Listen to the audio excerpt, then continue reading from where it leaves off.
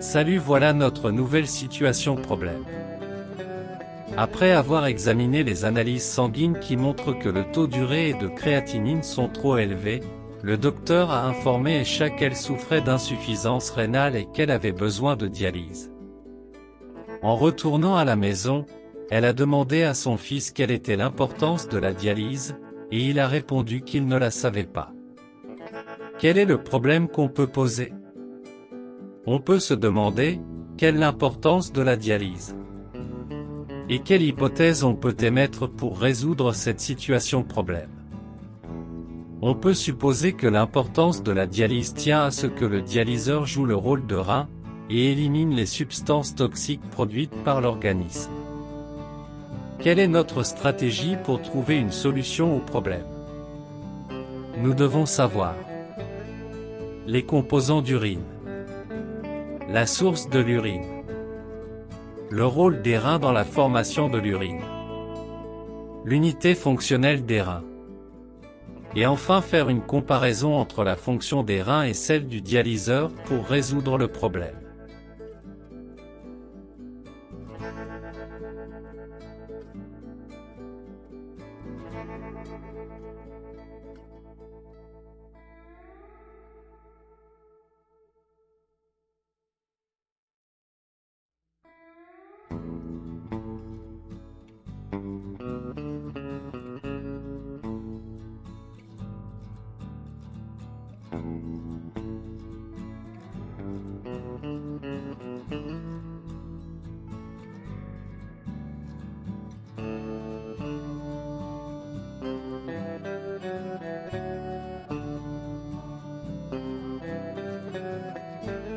Quelle est donc la composition de l'urine?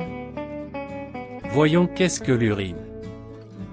L'urine est un liquide jaune, d'odeur spéciale, limpide, légèrement acide rejeté à raison de 1 à 2 litres par 24 heures. Quels sont les constituants de l'urine? Expérience 1. Si un lapin est injecté avec la quantité d'urine rejetée sur une période de 24 heures, il meurt d'intoxication. On peut conclure qu'il y a des substances toxiques dans l'urine.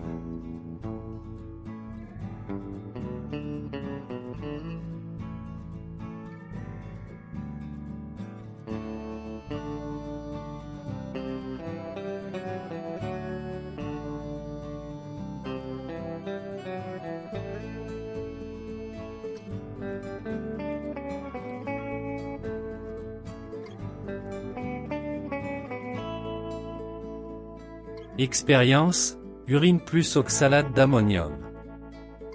Résultat précipité blanc qui ne noircit pas à la lumière. Déduction, l'urine contient les sels de calcium. Expérience, urine plus nitrate d'argent. Résultat précipité blanc qui noircit à la lumière. Déduction, l'urine contient de chlorure. Expérience, urine plus chauffage. Résultat, dégagement de la vapeur d'eau. Déduction, l'urine contient de l'eau.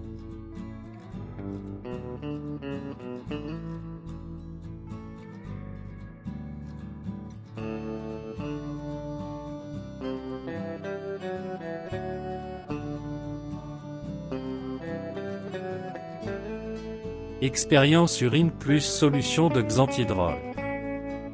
Résultat, formation d'anneaux caractéristiques de l'urée. Déduction, l'urine contient de l'urée. Expérience, urine plus potasse plus chauffage. Résultat, dégagement d'un gaz qui colore les feuilles du tournesol en bleu. Déduction, l'urine contient de l'ammoniac. Expérience, urine plus goutte de vinaigre et on plonge un fil fin dans l'urine. Résultat, formation des cristaux autour du fil. Déduction, l'urine contient l'acide urique. Expérience, urine plus liqueur de Feuling plus chauffage. Résultat couleur bleue. Déduction: l'urine ne contient pas du glucose.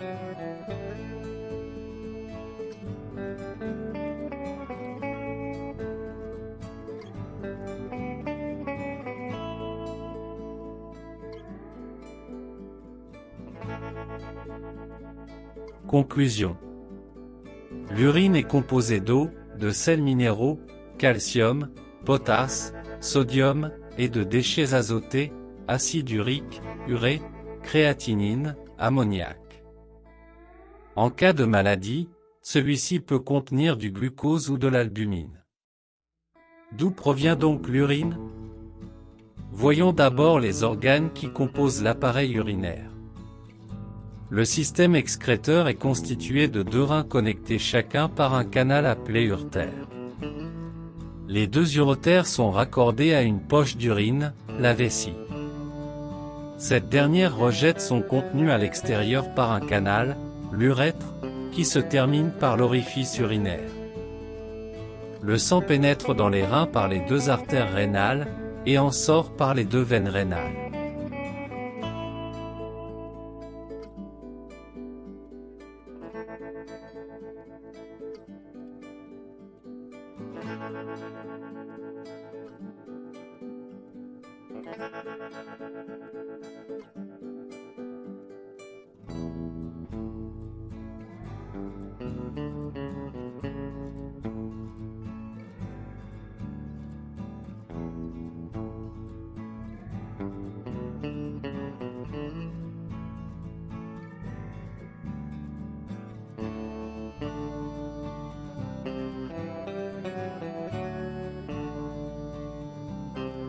Voyons maintenant l'origine de l'urine. Si nous buvons beaucoup de boissons, le volume de sang augmentera, et il y aura une augmentation de la production urinaire. En revanche, une hémorragie qui entraîne une diminution du volume sanguin entraîne une diminution de la quantité d'urine émise. Il semble donc exister un lien entre les deux. Pour s'assurer si l'urine provient du sang, on fait la comparaison entre la composition du plasma et celle de l'urine. On peut déduire du tableau que le plasma contient des composantes qui n'existent pas dans l'urine, cependant l'urine contient des composantes qui n'existent pas dans le plasma. Et enfin, il y a des substances communes entre le plasma et l'urine.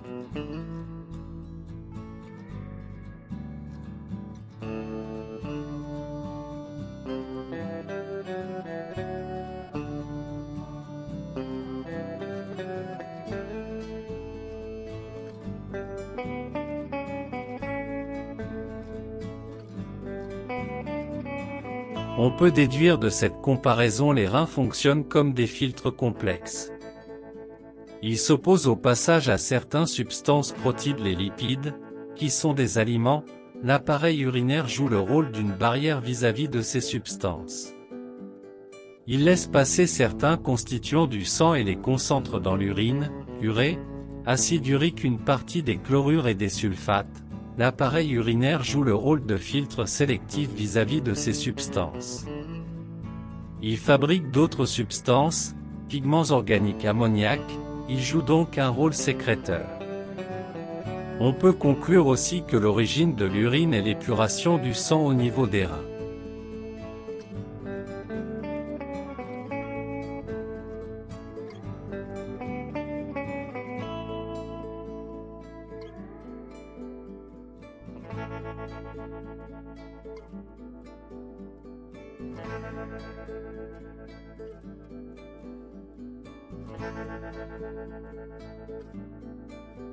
Mais quelle est l'unité fonctionnelle des reins?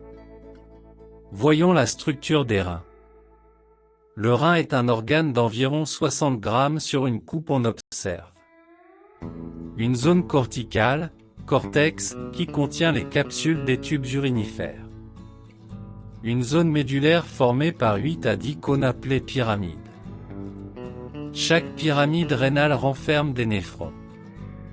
Un bassinet qui collecte l'urine provenant des tubes collecteurs et qui se prolonge à l'extérieur du rein par l'urtère.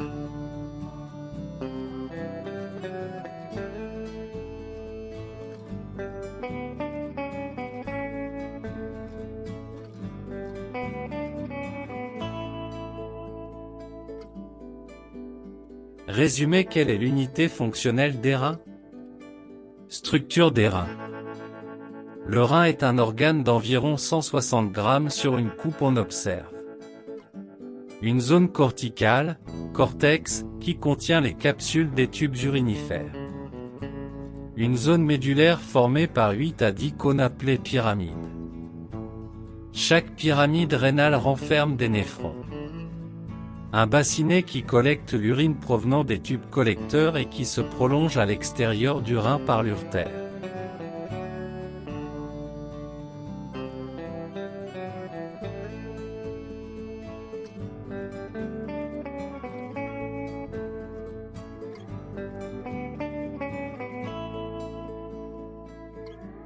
Voici quelques données numériques du rein. Le volume de sang passant par les reins est de l'ordre de 1600 litres par jour, soit le total 5 litres de sang provenant du corps traverse les reins 300 fois par jour. 1 million de néphrons sont présents dans chaque rein. La longueur totale des tubules urinaires est estimée à environ 115 km. La surface d'échange au niveau du rein est d'environ 10 mètres. La capsule est séparée des capillaires du glomérule par une paroi microscopique. Le rein est un organite abondamment vasculaire.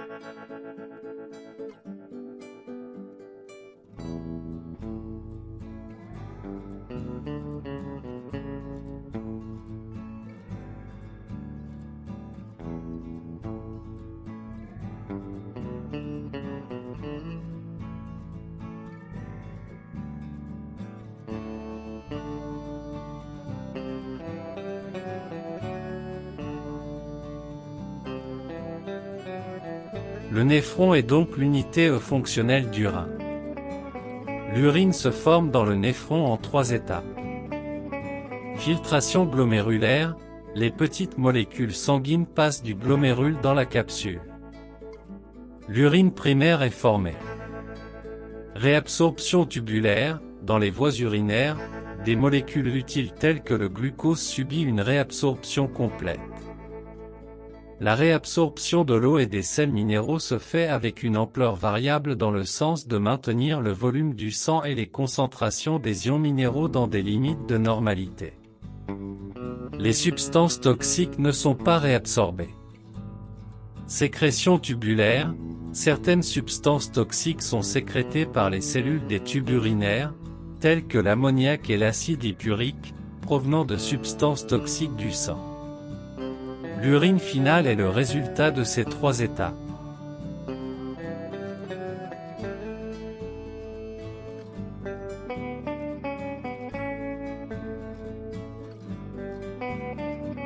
Bilan.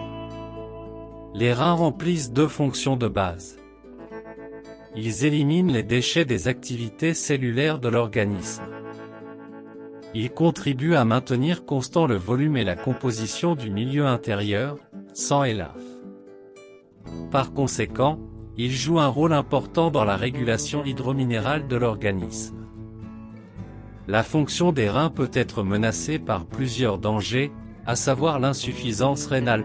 Donc, le bon fonctionnement du corps nécessite la sécurité de toutes les fonctions du nutrition, digestion, respiration, circulation et excrétion urinaire. Lorsque les reins échouent, les déchets et l'excès d'eau peuvent être éliminés du sang par hémodialyse. Mais qu'est-ce qu'une hémodialyse? C'est une méthode permettant au sang et au liquide, dialysa, d'être échangés à l'extérieur du corps à travers un filtre artificiel appelé dialyseur. Cela nécessite une machine, appelée génératrice, alimentée par de l'eau traitée. Ces échanges sont dus à la mise en place de voies vasculaires permettant le raccordement de générateurs tels que fistule artério-veineuse, connexion permanente entre une artère et une veine le plus souvent de l'avant-bras, provoquée par une intervention chirurgicale. Le sang circule à travers un tube stérile puis dans un dialyseur, rein artificiel, où il est filtré. Le sang épuré est réacheminé dans le corps grâce à la pompe du générateur d'hémodialyse. Nous sommes arrivés à la fin de la leçon et nous avons appris le rôle des reins et de la dialyseur, et nous pouvons alors résoudre la situation problème. Comme on vient de voir, le rôle des reins ne se limite pas à l'élimination des seules substances toxiques du sang, mais il rejette aussi l'excès d'eau, de glucose et de sel. Ce sont les mêmes rôles que joue le dialyseur, il permet à l'organisme de se débarrasser des substances toxiques et contribue à la maintenance de la constante du milieu interne, préservant ainsi la vie du patient.